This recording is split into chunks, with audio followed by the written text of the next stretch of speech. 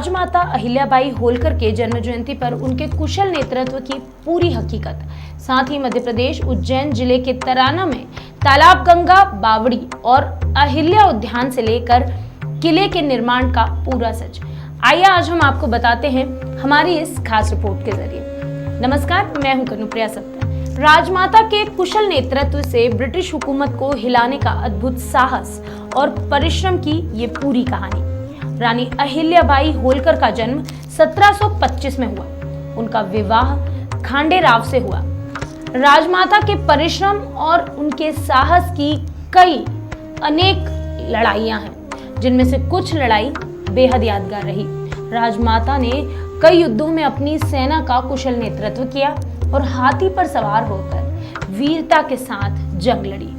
कहते हैं राजमाता हाथी पर सवार होकर वीरता के साथ अपनी सेना का नेतृत्व करके कई युद्धों में उन्होंने अपनी सेना को विजय दिलाई है।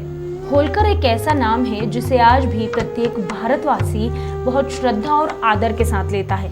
अहिल्याबाई एक महान शासक और मालवा की रानी थी। अहिल्याबाई किसी बड़े राज्य की रानी नहीं थी, किंतु उन्होंने अपने शासन काल में जो किया वो आश्चर्यचकित कर देने वाला था। वह एक बहादुर योद्धा और कुशल तीरंदाज थी। उन्होंने कई युद्धों में अपनी सेना का नेतृत्व किया और हाथी पर सवार होकर वीरता के साथ अपनी सेना को विजय दिलवाई। 29 वर्ष की अवस्था में राजमाता विधवा हो गई।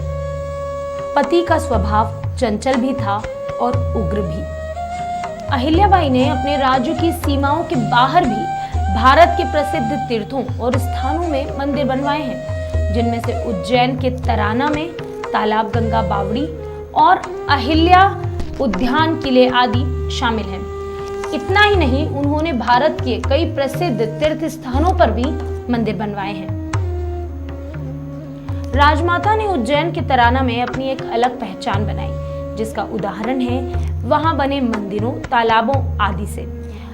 साथ ही साथ वहां पर अति प्राचीन तिलभांडेश्वर मंदिर की स्थापना भी की गई, जिसकी तर्ज पर वहां हर साल सावन माह के प्रत्येक सोमवार को नगर में धूमधाम से सवारी निकाली जाती है।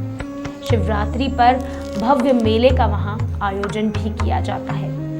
माता अहिल्या, जो अपने साहस के साथ साथ जानी जाती हैं, मध्य प्रदेश की औद्योगिक नगरी इंदौर की राजमाता, जहां उन्होंने शासन किया। इंदौर का बाड़ा मां अहिल्या की कहानियां कहता है, लेकिन जिस कहानी से उनके शासन का, उनके स्वभाव का अंदाजा लगाया जा सकता है, वो है अपने ही बेटे के साथ न्याय करने की कहानी। शायद आप सभी जानते होंगे कि माता अहिल्या ने किसी और के साथ दुर्व्यवहार करने पर अपने ही बेटे को हाथी के नीचे कुचलवा दिया था। ये बताता है कि माता अहिल्या कितनी न्याय प्रेमी महिला थी, और शायद यही वजह है कि इंदौर आज भी सांस्कृतिक रंगों में डूबा हुआ है, क्योंकि माता अहिल्या ने संस्कृति को काफी महत्व दिया था। खबरों के लिए जुड़े रहिए हमारे साथ।